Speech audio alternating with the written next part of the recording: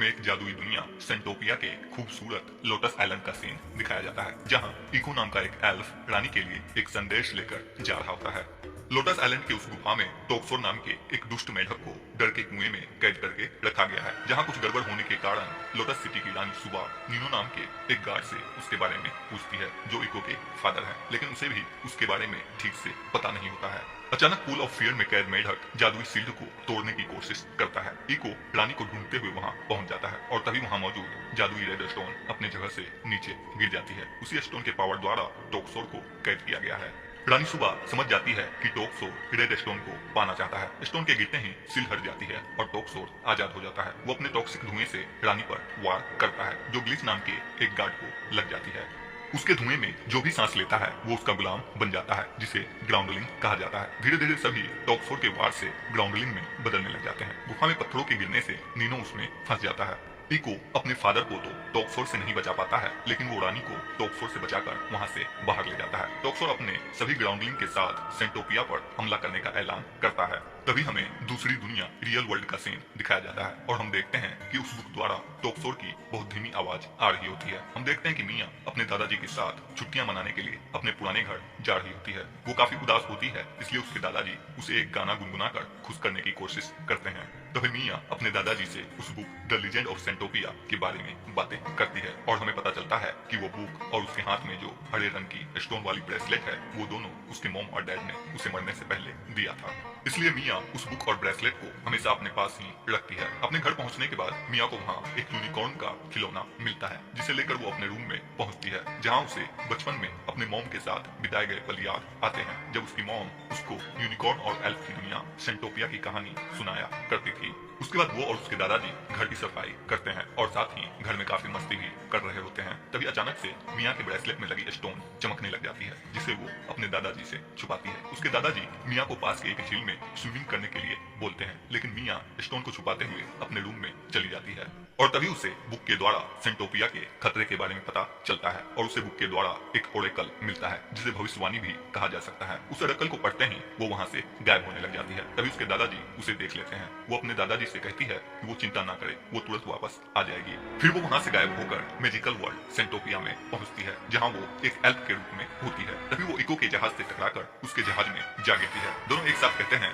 कि वो सेंटोपिया को बचाने के मिशन पर निकले हैं। इको मेन आइलैंड पर मदद मांगने के लिए जा रहा होता है। मिया के कारण उस जहाज में कुछ गड़बड़ी आ जाती है और वो जहाज तेजी से नीचे गिरने लग जाता है। उसी समय सेंटोपिया के मेन आइलैंड का सीन दिखाया जाता है, जहां सभी समर सोल्स्टिस डांस कॉम्पिटिशन में भाग लेकर काफी मस्ती कर रहे होते हैं। पडल नाम का एक गोट उन सभी पर अपने नए आविष्कार किए गए डिवाइस से फूल बरसा रहा होता है।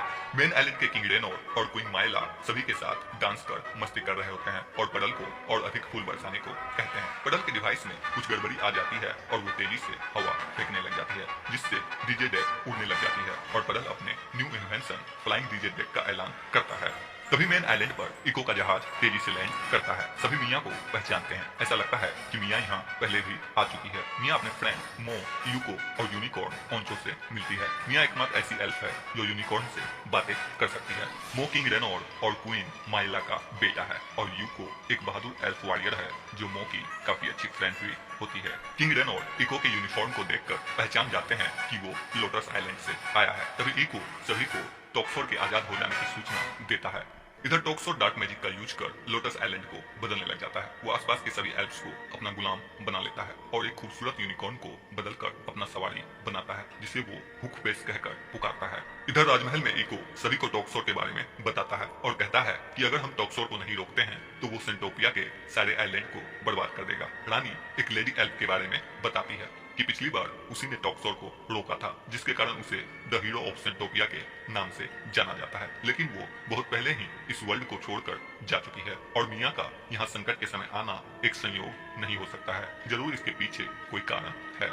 राजा मिया से उस ओरेकल के बारे में पूछते हैं जिसने मिया को इस वर्ल्ड में लाया है। मिया बताती है कि वो ओरेकल है एक राक्षसी बुराई हमेशा के लिए सारी भूमि को तबाह कर देगी। एक दूर का बच्चा और एक नया दोस्त तीनों जेमस्टोन को हाथ में लेकर इस संसार को बचाएंगे। ओरेकल को सुनने के कुछ देर बाद सभी को समझ आ जाता है कि मिया ही वो दूर की बच्ची है जो टोक्सोर को रोक सकती है, और उन्हें लगता है कि इको ही उसका न्यू फ्रेंड है जो टोक्सोर को रोकने में उसकी मदद कर सकता है। इधर टोक्सोर उसी गुफा में पहुंचता है जहां उसे कैद किया गया था। वहां उसे अपने आदमियों के द्वारा वो जादुई रेड स्टोन मिल जाती है जिसे वो यूज करना नहीं जानता है, इसलिए वो उसके ऊपर भी डार्क मैजिक का प्रयोग करता है और वो स्टोन चमकने लग जाती है। तभी पूल ऑफ फियर से भी लाल रोशनी निकलने लग जाती है। इधर सभी टोक्सोर को रोकने की योजना बना रहे होते हैं। तभी वे सभी एक विंडो के द्वारा टोक्सोर को देखते हैं। इधर टोक्सोर भी उन लोगों को देख रहा होता है। तभी सभी को एक स्टोन यूनिकॉर्न दिखाई देता है जिसके पास एक जेम स्टोन होता है। मिया समझ जाती है कि जेम स्टोन के द्वारा सभी एक दूसरे को देख और सुन सकते हैं। वो सभी से कहती है कि हमें तीनों जेम स्टोन को हासिल कर टोक्सोर को रोकना होगा, और ये बात टोक्सोर भी सुन लेता है। तभी स्टोन यूनिकॉर्न के बिजली के द्वारा सभी के कनेक्शन कट जाते हैं। उसके बाद मिया, इको और ओंचो पडल के नए आविष्कार किए गए जहाज से स्टोन आइलैंड की ओर निकलते हैं। इधर टोक्सोर रेड जेम स्टोन को पूल ऑफ फियर में फेंक देता है ताकि उस स्टोन को कोई भी उसके खिलाफ यूज न कर सके। वो ग्लिच को मिया का पीछा कर दोनों जेम स्टोन को लाने का आदेश देता है। इको अपने डैड को खोने की वजह से काफी दुखी होता है। तभी मिया उसे अपने मॉम और डैड के बारे में बताती है और हमें पता चलता है कि 3 साल पहले किसी एक्सीडेंट में मिया के मॉम और डैड के पानी में डूबने की वजह से मौत हो गई थी, लेकिन वो ये नहीं जानती है कि उसके मॉम और डैड को लोटस आइलैंड का ये ब्रेसलेट कैसे मिला। वे चाहते होंगे कि मिया इस दुनिया में एक बार जरूर आए। इस तरह से एक साथ टाइम स्पेंड करते हुए वे दोनों एक दूसरे के काफी अच्छे फ्रेंड बन जाते हैं। वे स्टॉर्म आइलैंड पहुंचने वाले होते हैं। उन्हें वहां चारों ओर घने बादल छाए हुए दिखाई देते हैं और वहां लगातार बिजलियां भी चमक रही होती है। तभी वहां ग्राउंडलिंग्स भी जेम स्टोन हासिल करने के लिए पहुंच जाते हैं और दोनों टीम के बीच फाइट होनी शुरू हो जाती है। ग्लिच मिया के हाथ से एक स्टोन लेकर वहां से भाग जाता है। वो ये भूल जाता है कि टोक्सोर ने उसे दोनों जेम स्टोन लाने का आदेश दिया था। इधर मो और यूको अपने कुछ एल्फ फोर्स के साथ लोटस आइलैंड पर टोक्सोर को रोकने के लिए जाते हैं। मो गुगु नाम के एक एल्फ को उड़कर आगे का रास्ता चेक करने के लिए बोलता है। वो जैसे ही उड़कर ऊपर पहुंचती है, टोक्सोर के ग्राउंडलिंग्स उस पर हमला कर उसे भी एक ग्राउंडलिंग में बदल देते हैं। फिर मो यूको अपने टीम के साथ उसे ढूंढने के लिए जाते हैं और वे सभी रास्ते में भटक कर अलग अलग हो जाते हैं। इधर मिया अपने फ्रेंड्स के साथ स्टॉर्म आइलैंड पर पहुंचती है जहां वे सभी स्टॉर्मी यूनिकॉर्न से मिलते हैं। स्टॉर्मी यूनिकॉर्न को लगता है कि वे सभी वहां उसके खजाने को चुराने के लिए आए हैं। वो उन सभी पर हमला करने वाला होता है। तभी ओंचो उसे टोक्सोर के बारे में बताता है। मिया टोक्सोर को रोकने के लिए उससे तीसरा gem stone emerald of hope उससे मांगती है। स्टोनी यूनिकॉर्न सभी को अपने बारे में बताता है कि उसने अपने होम आइलैंड के परेड पर एक एक्सीडेंट की वजह से बारिश कर दी थी, इसलिए वो वहां से भाग गया ताकि वो अपने लोगों के तिरस्कार या निरादर से बच सके। वो अपने फ्रेंड्स और फैमिली को याद कर रोने लगता है जिसके कारण उसकी हाइट घटने लग जाती है। तब मिया और इको उसे समझाते हैं कि वो अकेला नहीं है, वो उन लोगों के साथ टोक्सोर को रोकने के मिशन पर जा सकता है। सेंटोपिया को उसकी जरूरत है। फिर वो अपना कीमती स्टोन उन्हें देने के लिए तैयार हो जाता है और वहां से लोटस आइलैंड तक जाने का एक रेनबो बनाता है जिससे होकर सभी लोटस आइलैंड जाने लगते हैं। इको अपने आइलैंड को देखकर काफी दुखी होता है और मिया को वो गुफा दिखाता है जहां टोक्सोर को कैद किया गया था। वे जैसे ही लोटस आइलैंड पर उतरते हैं, टोक्सोर अपने आदमियों के साथ उन लोगों को घेर लेता है और ग्लिच को स्टोर्मी से तीसरा जेम स्टोन लाने के लिए बोलता है और वो उन सभी को बताता है कि उस स्टोन को भी पूल ऑफ फियर में फेंक दिया जाएगा जहां किसी भी क्रीचर की जाने की हिम्मत नहीं होगी।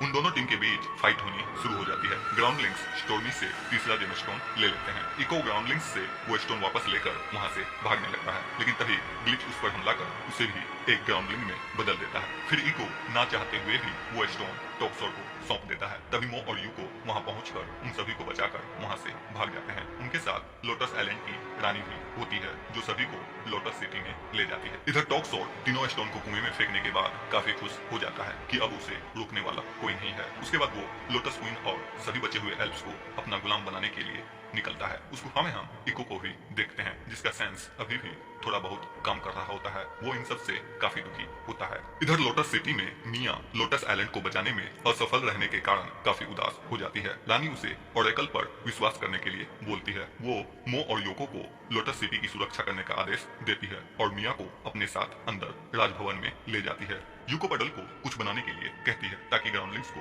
रोका जा सके। तभी सभी को पडल के वर्मी पपीज के बारे में पता चलता है जिसके जिसके द्वारा ग्राउंडलिंग्स को आसानी से रोका जा सकता है, जिसे अधिक मात्रा में तैयार करने के लिए वो रानी के मशीनरी रूम में जाता है, जहाँ उसे बनाने के सारे सामान उपलब्ध होते हैं। तभी वहाँ टॉक्सोर भी पहुंच जाता है और अपने सभी ग्राउंडलिंग्स को उन पर हमला करने का आदेश देता है। इधर रानी मिया को द हॉल ऑफ हीरोज में ले जाती है, जहाँ वो टॉक्सोर के बारे में बताती है, जो पहले काफी दयालु और बुद्धिमान मेढक हुआ करता था, जिसे लॉर्ड ऑफ लिलीज के नाम से जाना जाता था। लेकिन वो अकेलापन और एल्व्स की घृणा का शिकार हो गया, क्योंकि वो एल्व्स की तरह उड़ पाने में सक्षम नहीं था।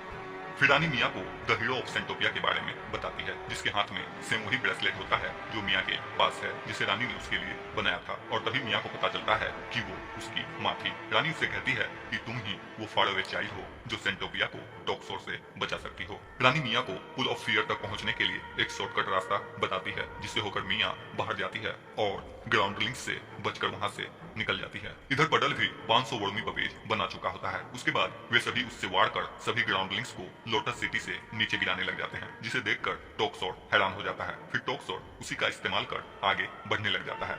सारे पपेज खत्म हो जाने से ग्राउंडलिंग्स दोबारा से उन सभी पर हमला करने लग जाते हैं। यूको मो को बचाते हुए उनके हमले का शिकार हो जाती है और एक ग्राउंडलिंग में बदल जाती है। तभी रानी वहां आकर मो को बचा लेती है और सबको फाइट छोड़कर मेन हॉल में जाने के लिए कहती है। इधर ग्राउंडलिंग्स से बचते हुए मिया केव के अंदर पहुंचती है और पुल ऑफ फियर की ओर जाने लगती है। इको मिया को जाते हुए देख लेता है और उस पर ना चाहते हुए भी हमला करने लग जाता है। मिया उसे अपने दोस्ती और सेंटोपिया को बचाने की याद दिलाती है, जिससे वो मिया का साथ देता है। मिया पुल ऑफ फियर में कूद जाती है, जिसके अंदर वो अपने ह्यूमन रूप में आ जाती है। पुल ऑफ फियर मिया को डराने की कोशिश करती है। वो मिया से कहती है कि उसकी किसी को जरूरत नहीं है, वो एक अनाथ बच्ची है और कोई भी उसे प्यार नहीं करता है। वो सेंटोपिया को बचाने में फेल हो चुकी है। तभी उसे अपने दादाजी और अपने सभी फ्रेंड्स की याद आती है, जिससे उसका डर दूर हो जाता है। वो पुल ऑफ फियर से कहती है कि वे सभी उसका इंतजार कर रहे हैं, वो अकेली नहीं है। इस तरह से वो पुल ऑफ फियर को हराकर तीनों जेमस्टोन प्राप्त कर लेती है और बाहर निकलने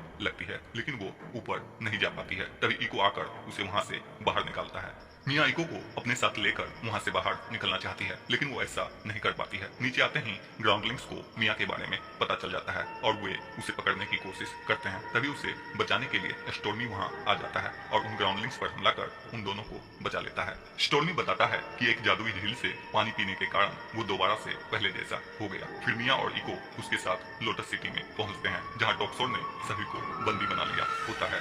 टॉक्सोर उसके हाथ में तीनों स्टोन को देखकर डर जाता है। मिया और इको उन स्टोन का यूज कर टॉक्सोर को रोकना चाहते हैं, लेकिन वे स्टोन काम नहीं करते हैं। मिया कहती है लेकिन ओरेकल के अनुसार वो और उसके नए फ्रेंड के द्वारा तो उस स्टोन को काम करना चाहिए।